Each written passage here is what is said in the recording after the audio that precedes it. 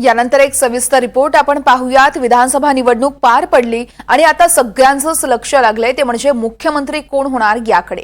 खरं तर यंदाची निवडणूक काही न करता कारणास्तव काही ना काही कारणास्तव ही चर्चेतच होती। कुठे पैसे वाटल्याचा आरोप, कुठे हाणामाऱ्या असे अनेक प्रकार आपल्याला बघायला मिळालेत। विशेष म्हणजे यंदा महायुतीला फटका बसेल अशी चर्चा सर्वत्र रंगलेली असतानाच यावेळेस उलट झाल्याचं पाहायला मिळालं। महायुतीनं जोरदार मुसंडी मारत महाविकास आघाडीला धक्काच दिलाय। दरम्यान याच सर्व निवडणुकीच्या पार्श्वभूमीवर नाशिक जिल्ह्यातील अनेक नामवंत कवींना सोबत घेत राजकीय शेकोटी हा खास कार्यक्रम एनडीटीव्ही मराठी आता सादर करत आहे, तो आपण पाहूया। नमस्कार, मी प्रांजल कुलकर्णी। एनडीटीव्ही मराठीमध्ये खरं तर तुम्हा सर्वांचं स्वागत आहे।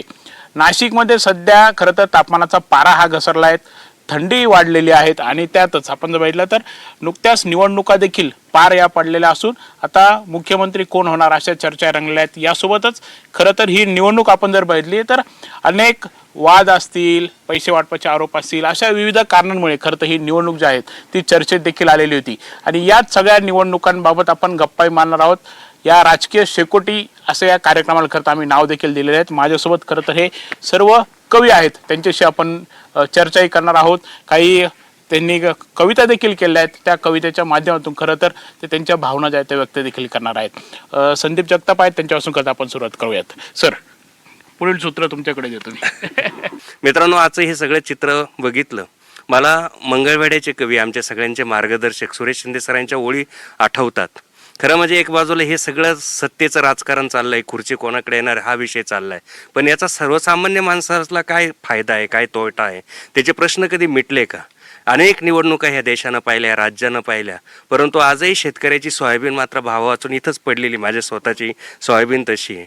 म्हणजे हे सगळे प्रश्न आहे। म्हणून सुरेश शिंदे फार सुंदर लिहितात, त्यांच्या कवितेने सुरुवात करू। ही ओळी त्यांच्या आहे, या आमच्यातल्या कोणाच्या नाही, पण अप्रतिम ओळी आहे की पाऊस माळावर पडो नाही तर मळ्यात, पाणी त्यांच्याच तळ्यात जाते। पाऊस माळावर पडो नाही तर मळ्यात, पाणी त्यांच्याच तळ्यात जाते। कुठल्याही वाऱ्यावर उफनली, रास त्यांच्याच खळ्यात जाते। पाऊस माळावर पडो नाही तर मळ्यात, पाणी त्यांच्याच तळ्यात जाते। कुठल्याही वाऱ्यावरती उफनली, रास त्यांच्याच खळ्यात जाते। कधी कमळ तळ्यात पण पाण्यावर सत्ता नाही, कधी कमळ तळ्यात पण पाण्यावर सत्ता नाही। धनुष्य मोडून पडला याचा बाणांनाच पत्ता नाही। कधी कमळ तळ्यात पण पाण्यावर सत्ता नाही, धनुष्य मोडून पडला याचा बाणांनाच पत्ता नाही। बैल जोडी गाय वासरू पंजया किमयागार आहे, बैल जोडी गाय वासरू पंजया किमयागार आहे। कंदीला स हातोडा आता विळ्याला धार आहे। प्रांजल दादा, पुढल्या ओळी फार भारी आहे। कधी कमळ तळ्यात पण पाण्यावर सत्ता नाही, धनुष्य मोडून पडला याचा बाणांनाच पत्ता नाही। बैल जोडी गाय वासरू पंजया किमयागार आहे। कंदीला स हातोडा आता विळ्याला धार आहे। घड्याळ मोठं गूढ आहे, हातात असून कळत नाही, घड्याळ मोठं गूढ आहे, हातात असून कळत नाही। सोडून ठेवावं म्हटलं तर मरण टळत नाही, कोणतं तरी एका हातातलं बांधावं लागतं। घड्याळ मोठं गूढ आहे, हातात असून कळत नाही, सोडून ठेवावं म्हटलं तर मरण टळत नाही। पुढल्या ओळी सर्वसामान्यांच्या आहे। बाकी जन्म जिरायती आयुष्य नापिकी, शेतकऱ्यांची लाईफलाईन जन्मापासून लिकेज आहे। बाकी जन्म जिरायती आयुष्य नापिकी, शेतकऱ्यांची लाईफलाईन जन्मापासून लिकेज आहे। तुम्ही लटकून नाही तर बुडून मरा, मग सरकारी पॅकेज आहे। तुम्ही लटकून नाही तर बुडून मरा, मग सरकारी पॅकेज आहे। इथं भुईच खाते दाना, आभाळच पिते पाणी। पाऊस माळावर पडो नाही तर मळ्यात, पाणी त्यांच्याच तळ्यात जाते। कुठल्याही वाऱ्यावर उफनली, रास त्यांच्याच खळ्यात जाते, रास त्यांच्याच खळ्यात जाते। सुरेश शिंदे सरांनी ज्या पद्धतीनं अप्रतिम असं वर्णन या महाराष्ट्राच्या राजकारणाचं केलं, अगदी आगल्या रात्री काय झालं होतं इलेक्शनच्या, सगळं चित्र कसं एका रात्रीतून बदललं, याचं वर्णन आमच्या शुभांगीताईंनी फार सुंदर केलेलं आहे। आणि म्हणून मी शुभांगीताईंना विनंती करतो की आपल्या एका सुंदर आवाजात आणि सुंदर शब्दांनी कसं चित्र बदललं सगळ्या राजकारणाचं, निवडणुकीचं, ते आपल्यासमोर ठेवा।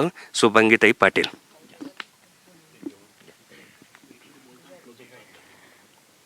कवितेचे शीर्षक आहे स्वाभिमानाचे रोप। स्वाभिमानाचे रोप कोवळे मुळासकट हो नेले, स्वाभिमानाचे रोप कोवळे मुळासकट हो नेले। काय सांगू रातीस सारे गाव विकले गेले, काय सांगू रातीस सारे गाव विकले गेले। दुधाबरोबर साय गेली, दुधाबरोबर साय गेली, सांभाळली ती गाय गेली, सांभाळली ती गाय गेली. रस्ते नेले वाट नेली, रस्ते नेले वाट नेली, उभे शिवार विकले गेले. काय सांगू रातीस सारे गाव विकले गेले. काय सांगू रातीस सारे गाव विकले गेले. कुणा हाती दिली बाटली, कुणा हाती दिली बाटली, उगारली ती बोट छाटली, उगारली ती बोट छाटली. लोकशाही इथे बाटली, लोकशाही इथे बाटली, कित्येक विकले गेले. काय सांगू रातीस सारे गाव विकले गेले. काय सांगू रातीस सारे गाव विकले गेले. धर्मा खातर कुणा हेरले, धर्मा खातर कुणा हेरले, भक्ती खातर विष पेरले, भक्ती खातर विष पेरले. खरे भक्त मनात झुरले, खरे भक्त मनात झुरले, इथे देवही विकले गेले. काय सांगू रातीस सारे गाव विकले गेले. काय सांगू रातीस सारे गाव विकले गेले. पाथर्डीचा आमचा एक कवी फार सुंदर लिहितो. खरं म्हणजे हे कधी आम्हाला समजेल, इथल्या जनतेला समजेल असं मला प्रश्न पडलाय. खरं म्हणजे त्या कवीच्या, त्याचं नाव मला दुर्दैवानं माहित नाही, पण त्याच्या 4 ओळी इतक्या अप्रतिम आहे. तो म्हणतो, नाच है नंगा तो अच्छा नहीं लगता, नाच है नंगा तो अच्छा नहीं लगता, धर्म के नाम पे दंगा अच्छा नहीं लगता. नाच है नंगा तो अच्छा नहीं लगता, धर्म के नाम पे दंगा अच्छा नहीं लगता. जिनके हाथ रंगे हैं खूनों से, जिनके हाथ रंगे हैं खूनों से, उन हाथों में तिरंगा अच्छा नाही लगता. कधीतरी रक्तानं हात लाल न झालेल्या माणसाने या देशाचा तिरंगा फडकावा. आणि 75 वर्षामध्ये आम्ही असा माणूस शोधतो आहे, हे खरं म्हणजे दुर्दैव आहे. पण हे इलेक्शन नंतर काय झालं याचं यावरती फार सुंदरपणे अमोल चिनेने भाष्य केलेलं आहे की कुठल्या पक्षाचं काय झालं, कुठल्या पक्षानं नंतर काय त्यांचा परफॉर्मन्स होता. मी अमोलला विनंती करतो की अमोल, आपण आज ती एक कविता या रसिकांसमोर ठेवावी. कमळाने कमाल केली बाण हाती धरून, कमळाने कमाल केली बाण हाती धरून, जुनं घड्याळ नवं झालं गावोगावी फिरून. कमळाने कमाल केली बाण हाती धरून, जुनं घड्याळ नवं झालं गावोगावी फिरून. विस्ता विस्ता मशाल वाचली, विस्ता विस्ता मशाल वाचली, हात मात्र भाजला. विस्ता विस्ता मशाल वाचली, हात मात्र भाजला. रेल्वेचा भोंगा सुद्धा सांगा कुठे वाजला, रेल्वेचा भोंगा सुद्धा सांगा कुठे वाजला. तुतारीच्या आवाजाला घरघर तेव्हा लागली, तुतारीच्या आवाजाला घरघर अशी लागली. जेव्हा लाडकी बहीण खाल्ल्या मिठाला जागली, जेव्हा लाडकी बहीण खाल्ल्या मिठाला जागली. दाजी कुठं लाडके झाले, दाजी कुठं लाडके झाले, ते राहूनच गेले वंचित. दाजी कुठं लाडके झाले, ते राहूनच गेले वंचित. सांगा ना, हेच असेल का हो महाराष्ट्राच्या राजकारणाचं संचित? सांगा ना, हेच असेल का हो महाराष्ट्राच्या राजकारणाचं संचित? धन्यवाद. प्राध्यापक आहेत विशाल टर्रेजी, त्यांच्याकडे करत आपण जाऊयात. विशालजी. धन्यवाद सर. नमस्कार. या इलेक्शनचा जो काही खेळ झाला आहे गेल्या 2.5 वर्षामध्ये, त्यावरती मी रचना सादर करतो. खेळ इलेक्शनचा, खेळ इलेक्शनचा विखारी वगैरे, खेळ इलेक्शनचा विखारी वगैरे, मतदार झाला आता विचारी वगैरे. खेळ इलेक्शनचा विखारी वगैरे, मतदार झाला आता विचारी वगैरे. धनुष्याला आली इंजिनाची गती, धनुष्याला आली इंजिनाची गती, घेतली ना हाती कुणी तुतारी वगैरे. प्रतिष्ठा पित्याची लावणीपणाला, प्रतिष्ठा पित्याची लावणीपणाला, पुसे परक्याला खुशाली वगैरे. प्रतिष्ठा पित्याची लावणीपणाला, पुसे परक्याला खुशाली वगैरे. फक्त घोषणेने ज्यांच्या पेटायचे वनवे, फक्त घोषणेने ज्यांच्या पेटायचे वनवे, हाती त्यांच्या आल्या आता मशाली वगैरे. कमळाला वाटेली का उगाच ही भीती, कमळाला वाटेली का उगाच ही भीती, गळते का एखादी पाकळी वगैरे. कमळाला वाटेली का उगाच ही भीती, गळते का एखादी पाकळी वगैरे. भीतीपोटी कमळाने जमविला गाळ, भीतीपोटी कमळाने जमविला गाळ तोडून कित्येकांची साखळी वगैरे. भीतीपोटी कमळाने जमविला गाळ तोडून कित्येकांची साखळी वगैरे. जागोजागी चाले आश्वासनांचा धडाका. निवडणुका आहेत, जागोजागी चाले आश्वासनांचा धडाका, त्यावरी उन्हाचा तडाखा वगैरे. जागोजागी सुरू आश्वासनांचा धडाका, त्यावरी उन्हाचा तडाखा वगैरे. लढण्याची मनेपुरी झाली ती हौस, लढण्याची मनेपुरी झाली ती हौस, यंदा जिंकायला नव्हता म्हणे पाऊस वगैरे. लढण्याची मनेपुरी झाली ती हौस, यंदा जिंकायला नव्हता म्हणे पाऊस वगैरे. मतदार राजा आता झाला तुरे जागा, मतदार राजा झाला आता तुरे जागा, नाही झाला भूल थापांचा शिकार वगैरे. मतदार राजा झाला आता तुरे जागा, नाही झाला भूल थापांचा शिकार वगैरे. त्याने ठेवले हे ध्यानी एक दिवसाचा राजा, त्याने ठेवले हे ध्यानी एक दिवसाचा राजा, पुढे पातसाल पुन्हा तू भिकारी वगैरे. त्याने ठेवले हे ध्यानी एक दिवसाचा राजा, पुढे पातसाल पुन्हा तू भिकारी वगैरे. हाती घेतले त्याने बाण धनुष्य कमळ, हाती घेतले त्याने बाण धनुष्य कमळ, मनगट्टी बांधली आता घड्याळ वगैरे. हाती घेतले त्याने बाण धनुष्य कमळ, मनगट्टी बांधले आता घड्याळ वगैरे. बदललेली वेळ असा बदलला काळ, बदललेली वेळ असा बदलला काळ, पुन्हा दाटले भगवे वादळ वगैरे, पुन्हा दाटले भगवे वादळ वगैरे. केली बोटाच्या शाईने बळकट लोकशाही, केली बोटाच्या शाईने बळकट लोकशाही. केले मतदान पुन्हा होऊन विचारी वगैरे, केले मतदान पुन्हा होऊन विचारी वगैरे, केले मतदान पुन्हा होऊन विचारी वगैरे. धन्यवाद. खरं तर अजून अनेक खेळ कदाचित आपल्याला बघावं लागतील अशी परिस्थिती आहे. काय सांगतो? खरं म्हणजे राजकारण हा एक आता क्रिकेटच्या मॅच सारखाच बघण्याचा विषय राहिलेला आहे. म्हणजे कोणत्या बॉलवर काय होईल काही सांगता येत नाही आणि अशीच परिस्थिती सगळीकडे आहे. परंतु या सगळ्या प्रचारामध्ये आम्हाला विचारवंतांना, कवींना जे जाणवलेलं सगळ्यात मोठं दुःख आहे की कुठल्याही पक्षानं सर्वसामान्याच्या प्रश्नांवरती प्रचार केला नाही. तो जाती धर्मावरती केला, तो वेगवेगळ्या विषयांवरती केला, तो 1500 रुपयावरती केला. म्हणजे खरं कवितेचा विषयाने पण एक सांगायला पाहिजे की हे 1500 रुपयानं जे लाडक्या बहिणीने वाचवलं यांना. तर एकदा एक आपल्यासारखा खेड्यातला एक असा वयोवृद्ध माणूस मुंबईत गेला होता. त्याला कुठल्या नातेवाईकाकडे जायचं होतं. रेल्वे स्टेशनला गेला आणि त्यांचं पाकिट मारलं, त्याचा खिस्सा मारला.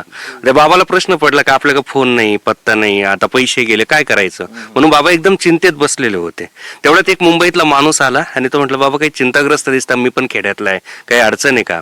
तर बाबा म्हणे, हो ना बाबा, मी इकडे पाहुण्यांना भेटायला आलो होतो पण माझा खिस्साच मारला ना, आता नाशिकला जायला पैसे ना, मला तिकडे परत त्या पाहुण्याकडे जायला पैसे, आता मी करायचं काय. ते म्हणून बाबा ते आता ही मुंबई फार वाईट आहे म्हणे, तुम्ही याच्या नादी लागू नका, पुढल्या येताना कोणाला तरी सोबत घेऊन या. तुम्हाला नाशिकला जायला किती पैसे लागतात म्हणे, काय 80-100 रुपयाचं तिकीट आहे रेल्वेचं, म्हणजे 250 रुपये घ्या, तुम्ही पहिले जा म्हणे, इतर ह्या लोक थांबू नका.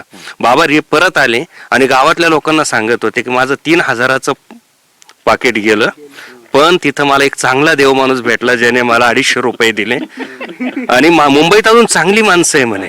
पण खरं घडलं असं होतं का त्याच चोरानं 3000चं पाकिट त्या बाबाचं मारलं होतं. बाबा इथं बोंबलत बसलं तर पोलीस स्टेशनला जाईल, 2 काठ्या पडतील, आपले 3000 पोलिसही काढून घेतील, आपल्या हातात काहीच पडणार नाही. म्हणून 250 देऊन परत पाठवलं. या लाडक्या बहिणी हे असे 250 रुपये तुमचे खिशे मारून 250 रुपये आहे. हे जनतेला कधी कळेल तेव्हा प्रश्न आहे. याच्यावरती माझ्यापेक्षा आदरणीय माडिक सर चांगलं भाष्य करतील. मी सरांना विनंती करतो की सर तुमच्या पद्धतीनं जरा वेगळं भाष्य या सगळ्या परिस्थितीवर करावं. कवी लक्ष्मण माडिक सर. खरं तर जे राजकारण आज आपण बघतोय ते फार डर्टी, दुसरा शब्द मला वाटत नाही, म्हणून असं एक छोटीशी कविताच या ठिकाणी मी सादर करतो.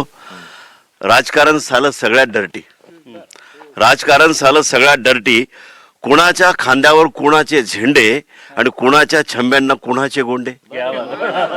कुणाच्या खांद्यावर कुणाचे झेंडे आणि कुणाच्या छंब्यांना कुणाचे गोंडे.